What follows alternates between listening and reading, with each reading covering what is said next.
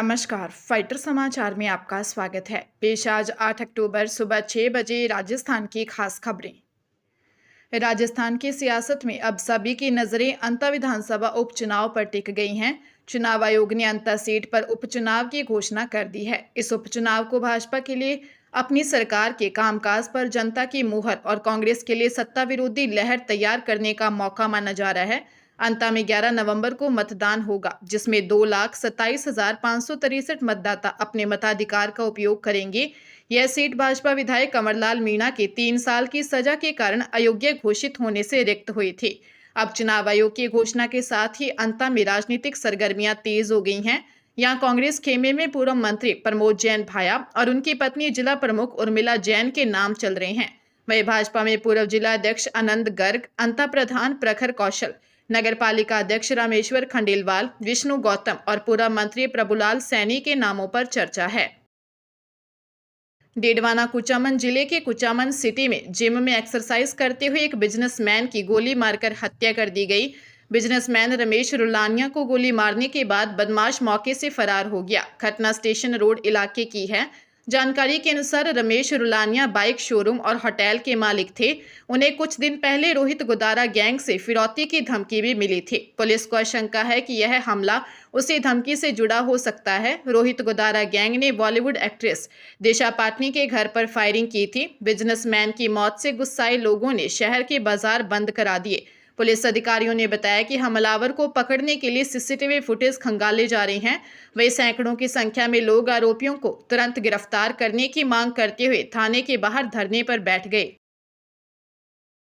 हरियाणा की गुरुग्राम पुलिस ने नेपाल मूल के कुख्यात बदमाश भीम जोरा को एनकाउंटर में ढेर कर दिया है। उस पर दिल्ली के एक डॉक्टर की हत्या के बाद डकैती और गुरुग्राम में भाजपा महरौली की जिला अध्यक्ष ममता भारद्वाज के घर पर 22 लाख की चोरी करने का आरोप था।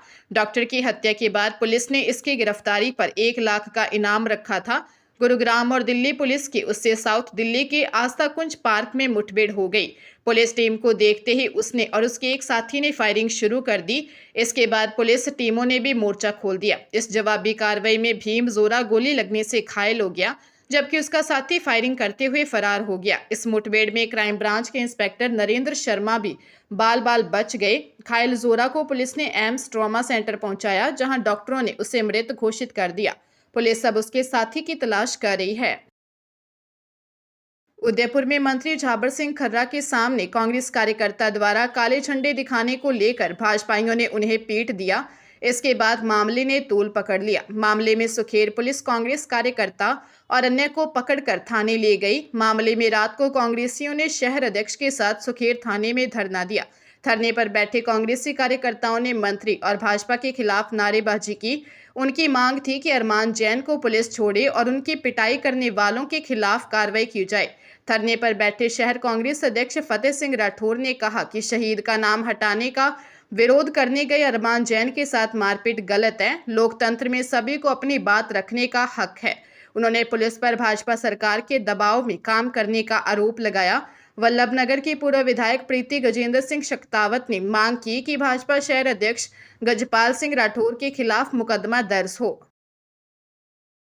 मुख्यमंत्री भजनलाल शर्मा 8 अक्टूबर को सूरत में आयोजित होने वाले प्रवासी राजस्थानी मीट में गुजरात और सूरत के रहने वाले प्रवासी राजस्थानी समुदाय से मुलाकात करेंगे। इस दौरान मुख्यमंत्री शर्मा वहां के प्रमुख उद्यमियों एवं औद्योगिक जगत के प्रतिनिधियों को राजस्थान में निवेश करने और राज्य के सामाजिक आर्थिक विकास में योगदान देने के लिए आमंत्रित करेंगे। सूरत में आयोजित यह प्रवासी राजस्थानी मीट राजस्थान सरकार के उस व्यापक अभियान का हिस्सा है जिसके तहत देश और दुनिया के विभिन्न हिस्सों में निवास कर रहे प्रवासी राजस्थानियों से जुड़ाव सुनिश्चित और सशक्त किया जा रहा है और उन्हें राज्य की प्रगति यात्रा का भागीदार बनने हेतु प्रेरित किया जा रहा है। यह आयोजन 10 दिसंबर को जयपुर में आयोजित प्रवासी राजस्थानी दिवस में अधिकाधिक भागीदारी सुनिश्चित करने के उद्देश्य से भी किया जा रहा है। श्रीगंगानगर में लंदन से मास्टर डिग्री करने के नाम पर लाखों की ठगी का मामला सामने आया है। कोतवाली थाने में बठिंडा जोगीनगर निवासी दीपक अरोड़ा ने गंगानगर निवासी श्रुति सिडाना, खुशी, योगेश और चंडीगढ़ सेक्टर नंबर 35C निवासी विकास कुमार कंवर के खिलाफ रिपोर्ट दी कि उसने अपनी पुत्री डॉली को विदेश में मास्टर डिग्री के लिए भेजना था। करीब 3 माह पहले ऑक्सफोर्ड ग्रुप श्रीगंगानगर को सोशल मीडिया के जरिए देखा और पुत्री के साथ यहां करा ले आया। यहाँ श्रुति सिडाना ने बताया कि वे डॉली को लंदन भेज देंगे। फिर श्रुति ने खुशी योगेश से मिलवाया और इन्हें दस्तावेज देने को कहा। 6 अगस्त को ईमेल के जरिए विकास कंवर ने उन्हें ऑफर लेटर भेजकर रिजेंट कॉलेज लंदन की स्वीकृति बताई और कॉल करके कहा कि 15 लाख की व्यवस्था कर लो। दीपक अरोड़ा ने रुपए भेजे, जिसके बाद भी आरोपी टाल मटोल करते रहे। पुलिस ने मामला दर्ज कर जांच शुरू कर दी है।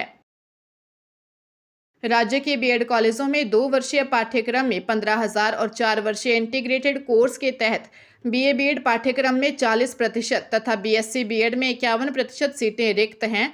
रिक्त सीटों को भरने के लिए नोडल एजेंसी वर्धमान महावीर खुला विश्वविद्यालय कोटा की ओर से आयोजित बैठक में राज्य के बीएड कॉलेजों में अब तक हुआ प्रवेश की समीक्षा की गई। 2 वर्षीय पाठ्यक्रम में 944 कॉलेजों में 92,000 प्रवेश हुए हैं, जबकि बीए बीएड में 13,868 और बीएससी बीएड में 10,305 अभ्यर्थियों को 3 राउंड में हुई काउंसलिंग के तहत प्रवेश मिल चुका है। अनेक अभ्यर्थियों ने ऑनलाइन रजिस्ट्रेशन करवाने के बाद भी कॉलेज में प्रवेश नहीं लिया। दरअसल कुछ विश्वविद्यालयों का यूजी व पीजी फाइनल ईयर के अंतिम वर्ष का परीक्षा परिणाम काउंसलिंग के समय घोषित नहीं होने के कारण कुछ अभ्यर्थी निर्धारित समय पर ज्वाइनिंग नहीं कर पाए। अब वंचित अभ्यर्थियों को प्रवेश का एक मौका और मिल सकता है। बाड़मेर जिले में 4 बच्चों की मां की हत्या का मामला सामने आया है। घटना सैडवा थाना इलाके में भंबार सुथारों की ढाणी गांव की है। सूचना मिलने पर सैडवा पुलिस, एसपी, एएसपी, डीएसपी मौके पर पहुंचे। वहीं एफएसएल एवं एमओबी टीमों को बुलाकर सबूत जुटाए गए हैं। मृतका के पति ने 2 शादी कर रखी है, दूसरी पत्नी जोधपुर में है। एसपी नरेंद्र सिंह मीणा ने बताया कि 37 वर्षीय ममता पत्नी बीजाराम अपने 4 बेटों के साथ गांव में ही रहती है। वही पति जोधपुर में हैंडीक्राफ्ट का व्यापारी है। दूसरी पत्नी वहीं जोधपुर में रहती है। उसका पति सैडवा भी आता जाता रहता था। मृतका के पति बीजाराम ने 2 शादी कर रखी थी। मृतका के 4 बेटे हैं, वही दूसरी पत्नी के 3 बेटियां हैं। अलग अलग टीमें बनाकर पूरे मामले की हर एंगल से जांच की जा रही है। झालावाड़ पुलिस ने प्रदेश के विभिन्न जिलों में हनी ट्रैप के जरिए चौथ वसूली करने वाली गैंग की 10 महिलाओं सीमा शर्मा निवासी नई कॉलोनी 12, सीमा निवासी काछीवाड़ा शाहजहांपुर एमपी, हेमलता मीणा निवासी खरखड़ा अटरू 12, भूरी बाई उर्फ सुनीता मेरोठा निवासी झालावाड़, मुस्कान निवासी इंदौर एमपी, संध्या उर्फ गोलू निवासी इंदौर, लीलाबाई निवासी भोपाल एमपी, मनीषा ढोली निवासी दादिया सरोला, छोटी बाई निवासी झालावाड़ और लाडबाई माली निवासी भागेर के नामों का खुलासा किया है। एसपी अमित कुमार ने कहा कि पिछले दिनों पुलिस ने हिस्ट्री शीटर हेमराज सुमन गैंग को पकड़ा था।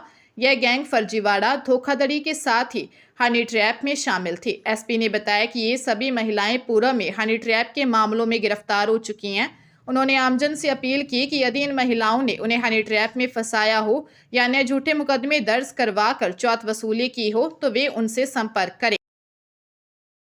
अजमेर में एमडीएस यूनिवर्सिटी के पास कायड़ चौराहे पर आपसी झगड़े में बोलेरो से टक्कर मारकर 2 बहनों की हत्या का मामला सामने आया है। सिविल लाइन थाना प्रभारी शंभू सिंह ने बताया कि बोलेरो की टक्कर से कायड़ तिराहा की रहने वाली 30 वर्षीय मीनाक्षी बंजारा और 25 वर्षीय पिंकी बंजारा की मौत हुई है। उनके भतीजे ईश्वर बंजारा ने हत्या का मामला दर्ज करवाया है।